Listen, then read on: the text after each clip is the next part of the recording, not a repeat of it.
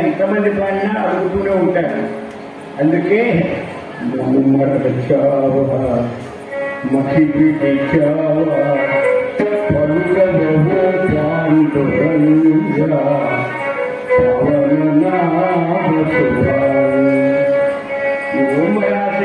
దేశానికి హరికథ ద్వారా పరిచయం చేసినటువంటి వాడు కొడుకు పాండురంగదాసు గారు. మేము అన్నీ ఆ హాల్లో కూర్చుని స్వాముల వారు మేమంతా కూర్చుని చెరిగిపోదు నీ వీర బ్రహ్మము చరితము తెలిపి ధరలో జనులకు కాంతిని నిలిపి ప్రజలంతా నేను బడి బడి అనగా గజము అదిలో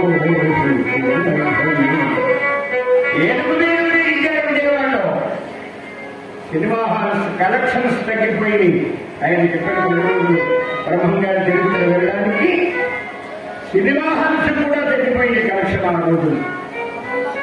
కాబట్టి సరే కాసేపు అయితే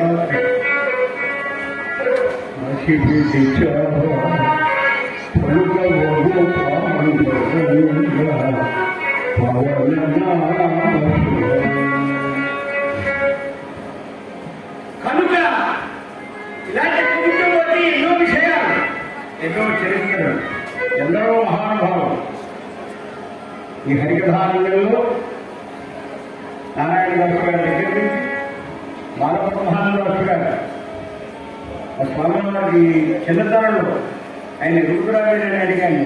నాకు తెలియదు, ఆయనకి తెలుసు.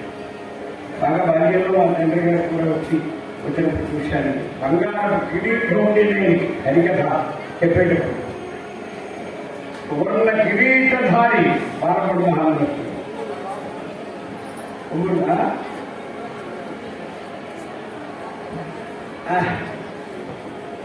ఏమిటమ్మా ఇది అంటే వృత్తికి అవసరం వాడమైనా మీరు అడిగినప్పుడు వెంటనే ఇచ్చేస్తుంటే 80,000తో సరిపోతున్నారు. మీరు లేట్ చేశారు 220,000 ఇంట్రెస్ట్ అయ్యింది. అది కలిసి వేస్తాను స్వామివారు. కనుక కలిలో నీ స్మరణ చేయు భాగ్యము కల్పించితివయ్య ఓ దేవా కలిమాయన పడకుండగము కరుణింపదేవ ఓ దేవ దేవ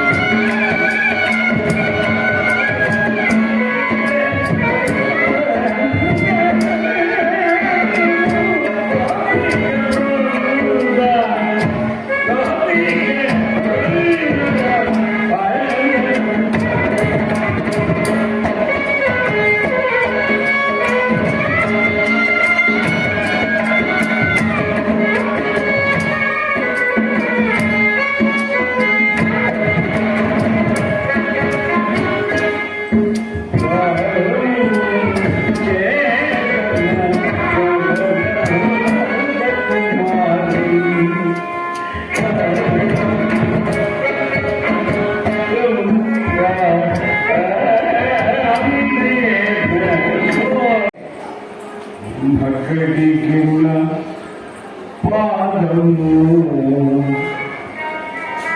ఆయన ఏమన్నారండి?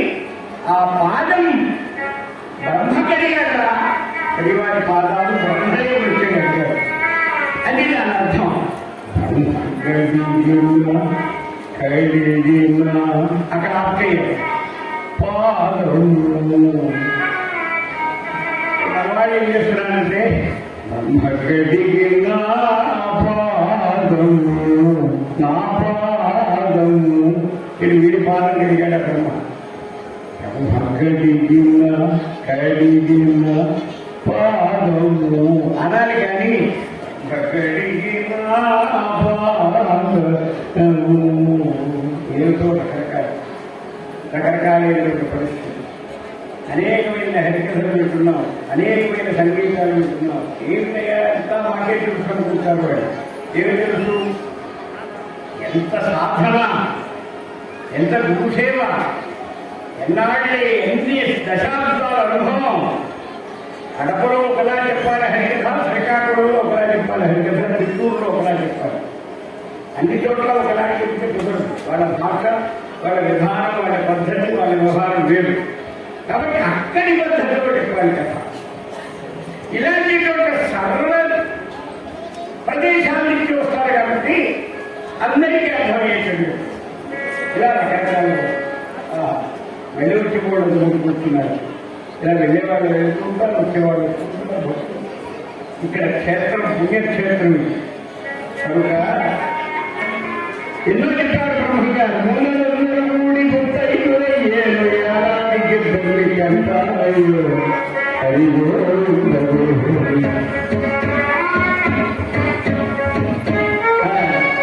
అక్కలకు పీఠము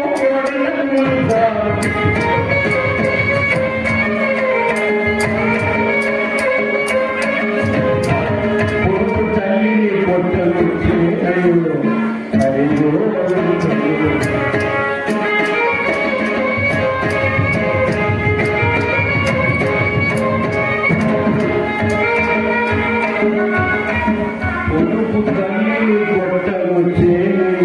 అంతకంటే పౌరమైన పనులు ఉన్నాయి. అందుకే సునామీలు, జలప్రళయాలు ఇవన్నీ తల్లి చెప్పిన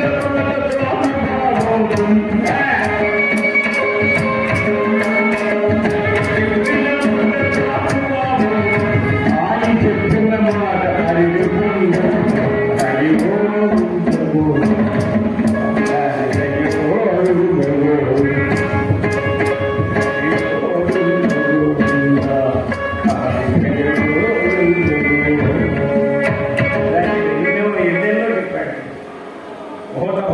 వర్తమాన కాలజ్ఞానాన్ని ఎవడైనా జరిగింది చెప్పగలరు కానీ జరగబోయేది ఎప్పుడు చెప్పండి.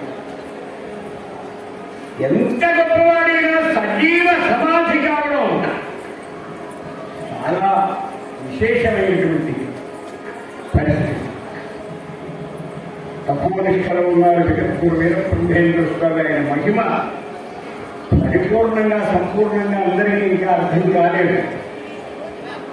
నా భక్తులు భక్తులైనప్పుడు నిలబడినప్పుడు నేను వీరభోగ వసంతరాయణ చేస్తానన్నాడు. కాబట్టి భక్తితో ఎవరైతే కొలుస్తారో, భక్తితో ఎవరైతే ప్రార్థిస్తారో గురుమహరాజ గురుకుల తేజ కీర్తిరాజ గురుమా పూజ భవిష్యత్తు వర్తమాన కాలజ్ఞానాన్ని తెలియజేశారు బ్రహ్మంగా. సరే ఏదంటే పాప సంతతిని ఇంకా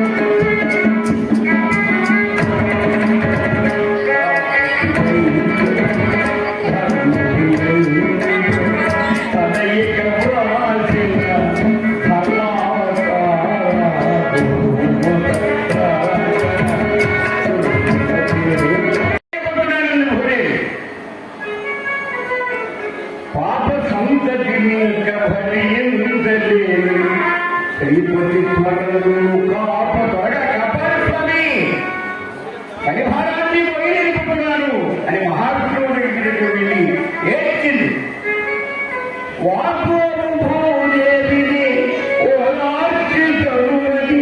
ఏం భయం లేదు అని అభయం ఇచ్చాడు మహావిష్ణువు. ఈ పూట దీని వీరబ్రహ్మం ఈ కలియుగంలో